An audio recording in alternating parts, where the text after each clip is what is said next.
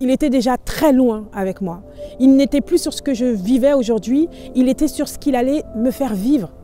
Et j'ai compris en lisant ce mur, sans m'en rendre compte, j'ai écrit le plan de Dieu pour ma vie future.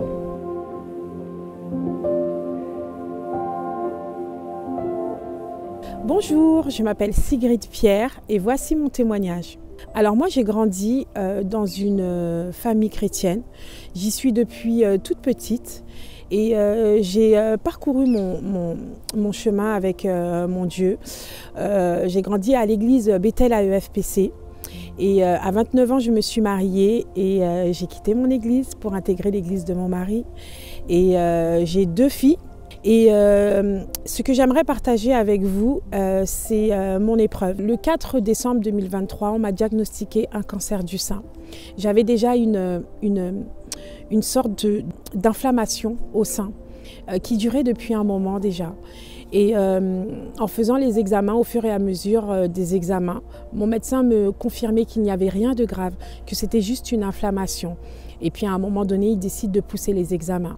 Et en poussant ces examens, eh bien, en début décembre, on me diagnostique un cancer du sein. Ça a été très difficile pour moi. C'est quelque chose que je ne pensais pas supporter, que je ne pensais pas traverser. Mais les premiers mots que j'ai eus sur ce moment, c'est que « Seigneur, je sais que tu es là ». J'étais en pleurs. J'étais en pleurs. C'était terrible. Mais j'ai dit « Seigneur, je sais que tu es là ». Je répétais ça plusieurs fois « Je sais que tu es là ». Je me suis rendue chez ma sœur. Mon mari m'a rejoint. Et ça a été une après-midi de pleurs. Et durant cet après-midi-là, ma sœur me consolait et me disait « Sigrid, quand tu sortiras de cette épreuve, tu seras une autre femme ». Sur le moment, je n'ai pas compris ce qui se passait. Mon neveu est sorti de sa chambre, a posé ses mains sur mes épaules et m'a dit « Tata, ça va aller ». Et il m'a sorti le verset Josué 1, verset 9. « Ne t'ai-je pas recommandé d'être forte et courageuse, car Dieu, moi le Seigneur ton Dieu, je serai avec toi jusqu'à la fin ». Et encore une fois, j'étais tellement dans la tristesse, mes émotions prenaient tellement le dessus que je ne comprenais pas déjà que le Seigneur me permettait de comprendre que tu vas te sortir de cette épreuve parce que je suis là. Donc j'ai passé toute l'après-midi chez ma sœur avec mon mari, nous sommes rentrés à la maison. Et en rentrant à la maison, c'était l'heure aussi d'aller chercher les enfants à l'école et je ne savais pas comment je devais gérer cette situation. Il n'y avait que les larmes, vraiment, qui pouvaient décrire sur ce moment l'état d'esprit dont j'étais. Donc mon mari est parti chercher les enfants et je me suis agenouillée à la maison. J'ai mis de la louange et j'ai pleuré toutes les larmes de mon corps. Et j'ai dit, Seigneur, j'ai besoin de toi, j'ai besoin de ta force. Et les enfants sont rentrés et effectivement, la louange m'a tellement relevée que j'ai pu faire comme si de rien n'était. Ça a été notre souhait sur le moment de ne pas inquiéter les enfants. Et puis avant d'aller se coucher, on a le petit temps de prière avec les enfants. Et comme ça faisait un moment déjà que j'avais cette inflammation, on décide quand même de partager avec les enfants que je vais devoir pas mal aller à l'hôpital pour pouvoir faire des examens, pour essayer de comprendre ce qui se passait dans mon sein. Donc ce soir-là, mon mari a mis une petite habitude en place et a demandé à mes enfants de poser leurs mains sur mon sein droit. Et lui-même également a posé sa main. Et ça a été une habitude de tous les soirs pendant des mois et des mois. Mon mari et mes enfants ont posé leurs mains sur mon sein et ont déclaré la guérison. Et encore une fois, nous n'avons pas voulu inquiéter les enfants, nous ne leur avons pas parlé de cancer. Juste que maman va devoir enchaîner les rendez-vous à l'hôpital. Donc 2 jours après, nous sommes partis prendre un courrier chez mon gynécologue qui nous a dirigés vers l'hôpital Cochin à Paris. Et en faisant les examens suivants, nous avons une mauvaise nouvelle qui était que mon cancer du sein s'était métastasé dans mon sein, avait pris toute l'ampleur de mon sein. Ça a été encore une fois une nouvelle vraiment désagréable et très dure à supporter. Mais mon mari, qui est équipier de prière à l'AIMG, à Paris, tout est possible, 2-3 jours après, il y avait une soirée de miracles et de guérison. Et mon mari a l'habitude d'y aller. Et quand il rentre à la maison, toujours comme un fou, il s'empresse à me raconter les miracles que Dieu a fait. C'est vrai que je n'ai jamais eu la curiosité de pouvoir y aller parce que Je sais de quoi Dieu est capable. Je sais ce qu'il a déjà fait. Je sais ce qu'il a déjà fait dans ma vie. Mais ce soir-là, mon mari me dit « Chérie, on va aller chercher notre miracle ». Et il restait un dernier examen à faire avant que les médecins puissent prendre une décision sur le protocole à suivre par rapport à mon cancer qui avait déjà pris toute l'ampleur de mon sein. Alors du coup, nous sommes allés à cette soirée à Miracle et Guérison. Et à cette soirée-là, j'ai demandé quelque chose de spécial au Seigneur. J'ai dit, Seigneur, tu as déjà fait tellement de miracles dans cette salle. Et je veux que ce soir-là, tu puisses dégonfler mon sein pour qu'au dernier examen, les médecins puissent ne plus rien trouver et que je puisse me sortir de cette histoire indemne. Donc, je suis partie à cette soirée avec une exigence que j'ai demandée au Seigneur. Et donc à cette soirée-là, c'était génial. Il y avait un pasteur du Guatemala qui était descendu de son pays pour venir nous apporter la parole et qui a prêché sur le Saint-Esprit. Ça a été vraiment fort. J'ai senti que j'avais reçu quelque chose du Seigneur, mais j'étais fixée sur ce que je lui avais demandé de pouvoir dégonfler mon sein. Et ce soir-là, le pasteur, à un moment donné de la soirée, nous demande de lever nos mains. Et j'ai levé ma main. Et quand j'ai levé mes mains, j'ai senti quelque chose qui s'est passé dans mes mains, dans mes bras, mais qui s'est arrêté au niveau de mes épaules. Et je n'ai pas compris pourquoi cette chaleur n'avait pas envahi mon corps, n'avait pas envahi ma poitrine. Le pasteur, tout de suite, déclare la guérison sur le corps de tout un chacun. Et puis il nous demande d'ouvrir les yeux. Il demande à tout le monde de venir faire la queue pour tous ceux qui ont reçu une guérison instantanée. Et moi, je n'avais pas besoin même de toucher mon sein parce que c'était tellement, mon sein avait pris tellement une ampleur que même en baissant mon bras, je sentais que la grosseur était toujours là. Donc c'est vrai, j'avais une petite déception. Mon mari qui est équipier de prière me voit au loin et vient me dire « Chérie, ne t'inquiète pas. Même si que cette grosseur est encore là, le Seigneur peut faire ce soir et puis il peut faire demain. » Donc c'est vrai que je suis partie de cette soirée un petit peu déçue, mais je déclarais, Seigneur, que j'ai confiance en toi. Je sais que ma guérison sera actée, quel que soit ce que je ressens dans mon corps. Et vraiment, ça n'a pas tardé où le Seigneur m'a parlé. Et il y a eu cette phrase qu'il m'a audiblement dit. Sigrid, déclare ta guérison et laisse-moi te montrer comment moi, je vais faire. Et je me suis appuyée sur cette parole. Et c'est là que j'ai compris que le Seigneur me demandait, Sigrid, quel que soit ce qui se passe, je t'ai dit que je suis là. Je suis là, je suis avec toi. Ça m'a tellement réconfortée. Et cette phrase a été le début d'un accompagnement dans l'amour de Dieu. C'est, comme on dit, une dinguerie. J'ai passé mon examen 2 jours après et c'était un TEP scan. Il fallait que cet examen devait définir si la maladie n'avait pas été ailleurs que dans mon sein. Donc j'ai passé cet examen dans la paix, dans l'amour, vraiment. Un examen très long, mais je sentais que Dieu était avec moi. Au résultat de cet examen, j'arrive à l'hôpital Georges Pompidou parce que c'est eux qui ont pris la relève pour la suite. Et quand j'arrive dans cet hôpital, mon mari était parti garer la voiture et en bas de l'hôpital, il y a une chorale qui chante une chanson qui s'appelle Kumbaya que je chantais dans les bébés chérubins à l'église Bethel quand j'étais petite. Et de voir cette chorale m'a fait monter les larmes aux yeux parce que je me suis dit, t'es là, tu me montres que tu m'as déjà devancé, tu as déjà pris possession des lieux. Et mon mari qui arrive et je lui dis « T'as vu la chorale en bas et tout ça ?» Il me dit « Non mais il n'y a rien, il n'y a personne. » Heureusement que j'avais filmé parce que Patrick aurait pris un malin plaisir à me dire « D'où ça va, t'as pas de fièvre ?» Et lui-même il était vraiment choqué parce qu'il est rentré dans le hall et il n'y avait plus rien. Il ne s'est pas passé 15 minutes entre le temps où je suis montée ou entre le temps où mon mari est arrivé. Mais en tout cas, le Seigneur me montrait qu'il était là. Il m'avait préparé vraiment pour ces résultats. Donc en arrivant dans le bureau du médecin, il y a mon oncologue et un autre médecin. Et là, le médecin m'apprend, « Madame Pierre, votre cancer s'est métastasé dans votre corps. » Mon cancer avait toussé, enfin pas mon mari me tape sur les doigts quand je dis mon en me disant que cette maladie ne t'appartient pas. Quand j'ai appris que le cancer avait touché mon sternum, mes côtes et mon bassin. Et sincèrement, je n'ai pas pleuré. Je n'ai pas pleuré parce que Dieu avait fait un tel travail en moi qu'il m'avait préparé en me disant clairement que les choses vont empirer, mais je suis là. Déclare ta guérison. La seule chose que tu as à faire, c'est de déclarer et de croire. que je suis là et que je t'ai déjà guéri. Et j'ai activé ma foi, j'ai activé les choses et c'est exactement ce que j'ai fait. Je suis partie de cet examen dans la paix, mais pas tout à fait, parce qu'il n'y avait pas seulement le fait que le cancer s'était métastasé. Ils m'apprennent que le cancer que j'ai que le cancer qu'ils m'ont diagnostiqué, je rectifie, ne se guérit pas. C'est un cancer qui se soigne avec un traitement médicamenteux. J'ai échappé à la chimio là où j'ai passé énormément de temps avec Dieu dans ma chambre à le supplier de me guérir parce que je ne voulais pas passer par la chimiothérapie. Et effectivement, je ne suis pas passée par la chimio. Et quand même le médecin m'a dit ça, j'avais un petit sourire au coin et mon mari me regarde en se disant est-ce que tu as bien compris que le médecin te disait que ce cancer ne se guérissait pas? Et quand on en a parlé après, je lui ai dit que j'avais très bien compris.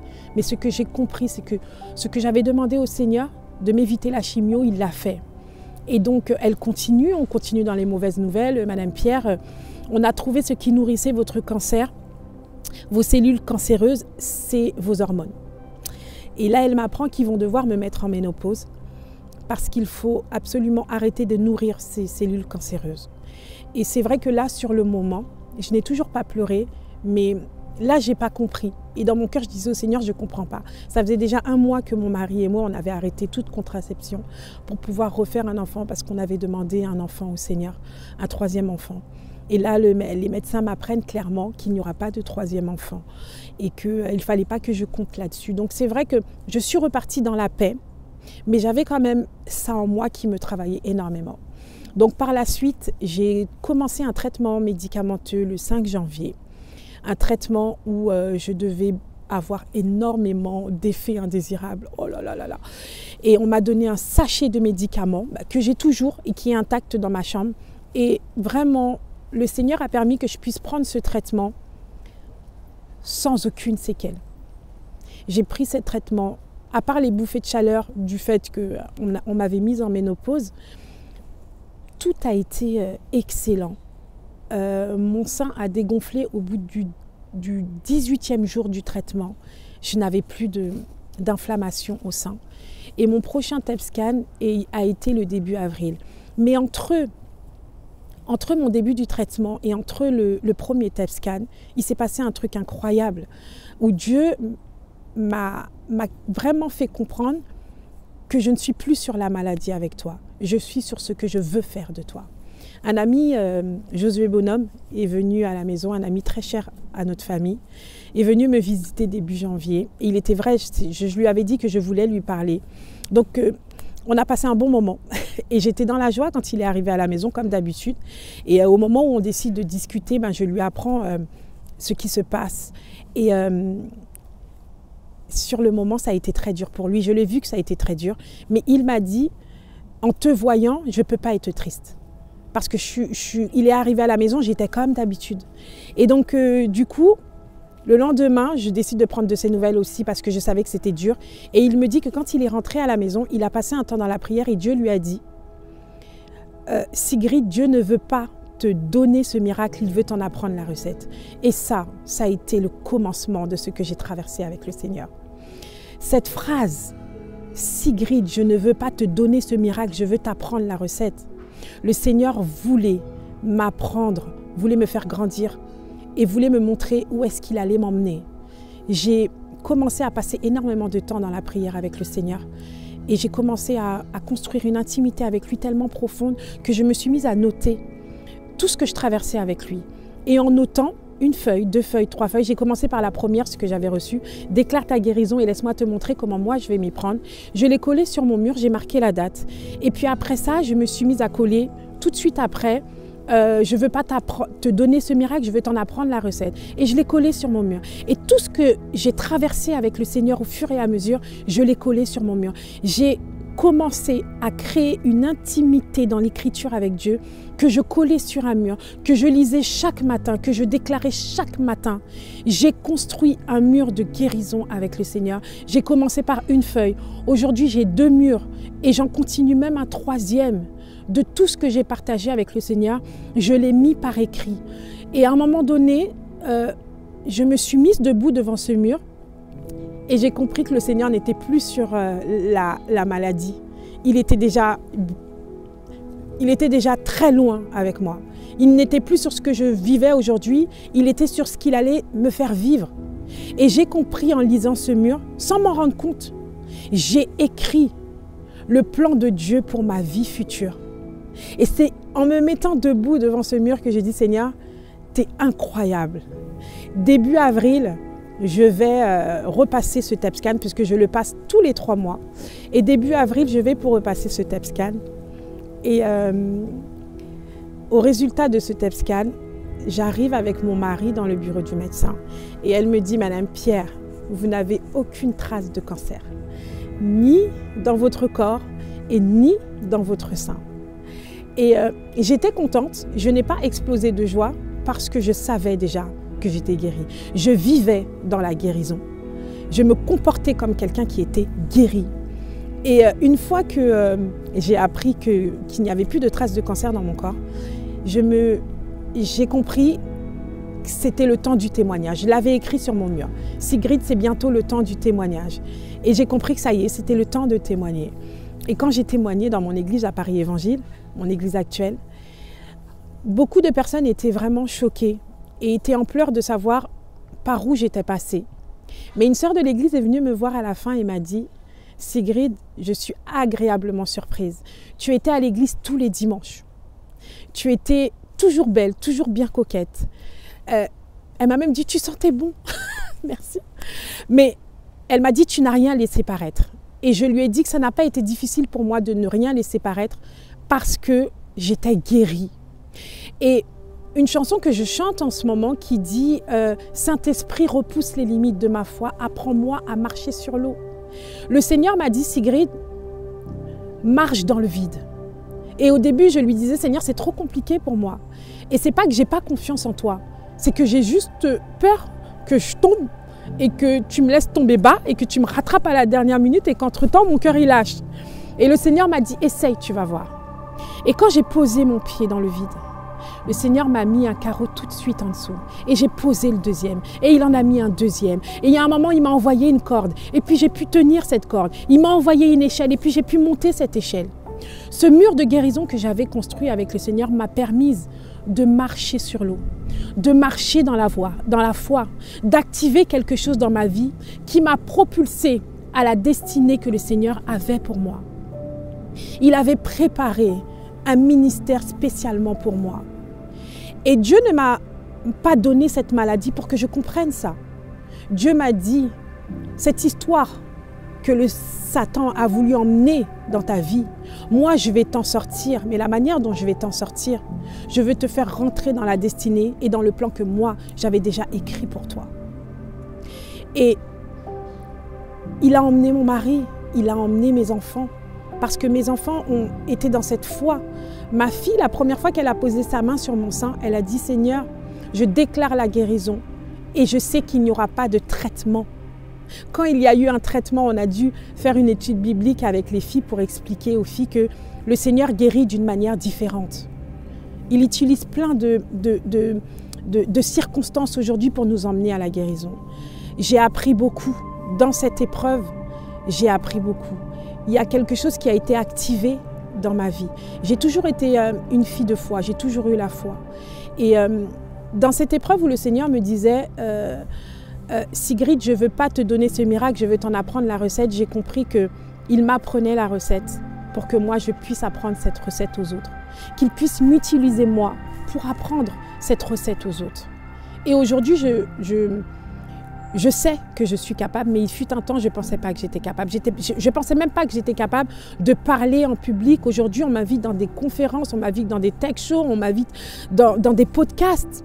Et quand on me dit « Sigrid, on ne te reconnaît même pas », oui, moi-même, je ne me reconnais pas parce que ce n'est pas moi, c'est le Dieu qui vit en moi. On me fait des compliments aujourd'hui où moi-même, je me demande, c'est de moi que vous parlez? Oui, parce que moi, quand je me regarde, je ne vois pas ce que les gens voient. Mais eux, ce n'est pas moi qui vois, c'est l'Esprit de Dieu qui est en moi. Et vraiment, ça a été une épreuve très difficile, très difficile. Et je suis encore dedans parce que les médecins m'ont dit qu'il fallait que je prenne ce traitement toute ma vie. On m'a dit que ce traitement est à prendre toute ma vie. Mais je sais que ce traitement n'est pas pour la vie. On m'a dit que ce cancer ne se guérissait pas. Et au bout de 2 mois, je n'avais plus aucune trace de cancer dans mon corps. Le médecin elle-même était très choquée parce qu'elle me dit que d'habitude, les traitements ne s'activent pas aussi vite. On m'a dit qu'il fallait couper mes hormones parce que je ne pourrais plus avoir d'enfants. Ça faisait 1 mois, encore une fois, que j'avais arrêté la contraception et que moi, mon mari, mes enfants, on s'est mis à genoux et on a demandé un fils. Mes enfants, mes filles ont demandé un petit frère. Et quand je demande quelque chose au Seigneur, je suis toujours précise. Je ne bafouille pas, je ne passe pas par 4 chemins. Dieu m'a toujours donné ce que je voulais. Parce que la Bible dit, fais de l'Éternel tes délices et il te donnera ce que ton cœur désire. Et ce que je désirais était dans la volonté de Dieu. Et si c'est dans la volonté de Dieu, c'est que c'est mon héritage. Je dois me saisir aujourd'hui de ce que le Seigneur a laissé pour moi. Et de demander un fils au Seigneur et de rester dans cette foi, alors que les médecins me disaient que ce n'était pas possible, alors j'ai acté ma foi. Ça, c'est un truc que j'ai toujours fait dans ma vie. J'ai préparé les affaires de cet enfant. Et quand je vous dis que j'ai préparé, je lui ai donné un nom, Nathanaël Pierre. Ce fils que le Seigneur m'a déjà donné, où les médecins me disent que je ne pourrais plus avoir d'enfant, s'appelle Nathanaël Pierre. Un jour, je suis partie faire des courses avec mes filles et elles me disent « Maman, est-ce qu'on peut acheter un cadeau pour Nathanaël ?» Je leur dis, allez-y mes filles. Elles ont acheté un doudou, il y en a une qui a pris des chaussons, une qui a acheté un doudou. Mes filles marchent dans la foi comme leurs parents. Anaël arrive à me dire, maman, je sais qu'on ne voit pas Nathanaël, mais moi je sais qu'il est là. Donc cet enfant est attendu avec un profond désir où je sais que le Seigneur va me donner ce que je désire. Il va me le donner à moi, à mes enfants. Je sais que les prières de mes enfants sont puissantes. Et je sais que Anaël et Maël, et jusqu'à maintenant, hein, je vous dis, hein, quand elles vont se coucher, elles disent merci Seigneur pour notre petit frère. Il n'y a pas longtemps, Anaël disait, mais Seigneur, mais c'est quand qu'il arrive, Nathanaël? Et son papa lui dit, Anaël, chaque chose en son temps. Le temps de Dieu n'est pas notre temps à nous. Ne t'inquiète pas, il va arriver. Et tellement, j'ai des retours de tellement de personnes que je ne connais pas, qui me disent qu'on sait que Nathanaël sera là. Des gens qui sont dans la foi qui me disent que j'ai vu la naissance de Nathanaël. Alors, la foi, comme je dis à mes enfants, c'est simple. C'est de croire en ce qu'on ne voit pas. On ne voit pas Nathanaël, mais on sait qu'il est là. On a préparé ses affaires parce qu'on sait que Dieu a fait. J'ai vécu dans la guérison parce que je sais que j'étais guérie. Aujourd'hui, je rentre dans le plan de Dieu parce que je sais que c'est ce qu'il avait réservé pour moi. Je remercie le Seigneur. De dire que je le remercie, c'est petit. C'est petit. Mais de faire la volonté de Dieu aujourd'hui, c'est vraiment une récompense pour ce qu'il a fait pour moi. Je sais que ce traitement va s'arrêter. Je sais que Nathanaël viendra au monde. Et je sais que le Seigneur va encore me propulser à travers ce miracle qu'il va faire, à travers la position qu'il m'a donnée, à travers le positionnement qu'il donne à toute ma famille par rapport à sa parole. Donc, je vous encourage toutes et tous aujourd'hui à acter votre foi. Quand j'actais ma foi, c'est comme si je faisais un tête-à-tête avec l'ennemi et je lui dis on verra qui va gagner. On verra qui est le plus fort. Le Dieu qui vit en moi a déjà gagné. Aujourd'hui, je n'ai plus de peur. Avant, je priais, je ne voulais même pas citer son nom. Je me suis dit, oh pardon, j'ai peur qu'il se passe quelque chose dans ma maison. Aujourd'hui, je lui parle. Je parle, je fais mon ménage, je fais ma vaisselle. Je parle dans chaque pièce de ma maison. Et je lui dis, je sais que tu n'as pas ta place ici. Pendant la maladie, on m'a dit que j'ai créé une sorte de war room chez moi, c'est vrai. J'ai ouvert la porte de ma maison pendant la maladie et j'ai dit à Satan de sortir de chez moi. Je lui ai dit que tu n'as pas ta place. Je lui ai dit que tu n'as pas de droit. Et j'ai claqué cette porte tellement fort que je ne comprends même pas comment les voisins ne sont pas venus sonner chez moi. J'ai chassé l'ennemi de ma vie, de mon corps. Aujourd'hui, Dieu fait de moi une meilleure personne. Dieu a brisé des choses en moi. Il n'a pas guéri que ce cancer. Il a guéri beaucoup de choses qui traînaient dans mon mariage, qui traînaient dans mon caractère, qui traînaient dans ma vie, qui traînaient dans ma vie professionnelle. Le Seigneur a pris mon portable, il m'a mis une adresse et il m'a dit « c'est là que je veux que tu ailles ». Alors moi, j'ai pris ma voiture et puis j'ai pris la route. Mais je suis tombée très souvent sur des autoroutes fermées. sur des routes fermées tout simplement, où je ne comprenais pas pourquoi. Seigneur, tu me donnes une adresse et tu me dis d'aller là. Mais le Seigneur était en train de recalculer. Il m'a dit, cette porte est fermée, mais je recalcule ton itinéraire. Passe par là. Et je ne comprenais pas pourquoi je devais passer par là, parce que ça rallongeait mon trajet. Et le Seigneur me disait, et c'est aujourd'hui que je le comprends, cette porte qui était fermée, ce n'est pas qu'elle n'était pas pour toi. C'est parce que tu n'étais pas prête à rentrer dedans. Et par le chemin où je t'ai fait passer, où tu trouves que c'est plus long, je t'ai fait grandir. Je t'ai restauré, je t'ai guéri, j'ai pourvu à tes besoins. Je t'ai donné tout ce que tu désirais. Et aujourd'hui, je t'emmène à cette porte. Et c'est une vérité. C'est une vérité. Dieu recalcule toujours notre chemin.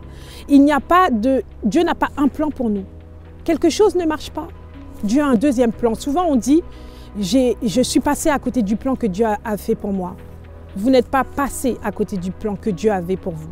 Parce que Dieu a un autre plan, un deuxième, un troisième, un quatrième, un cinquième. Avec Dieu, il n'y a jamais de fin. Il n'est jamais trop tard.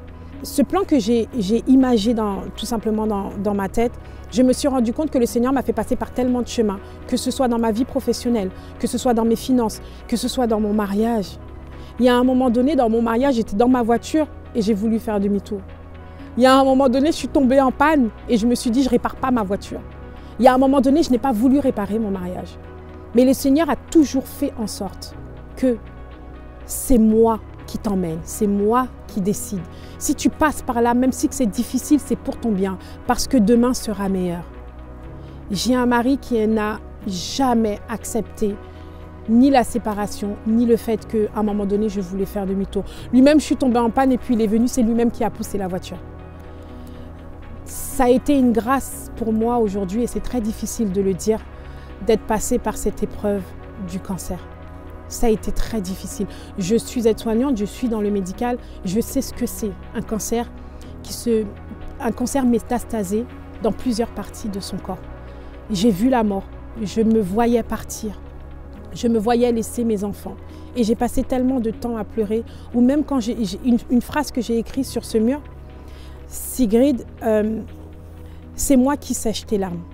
Aujourd'hui, je vais transformer toutes tes larmes en or, en bénédiction pour toi et pour les autres. Et c'est exactement ce que je fais aujourd'hui. Cette recette que Dieu m'a appris, je veux vous la transmettre parce qu'un jour, c'est vous qui allez la transmettre aux autres. Soyez bénis.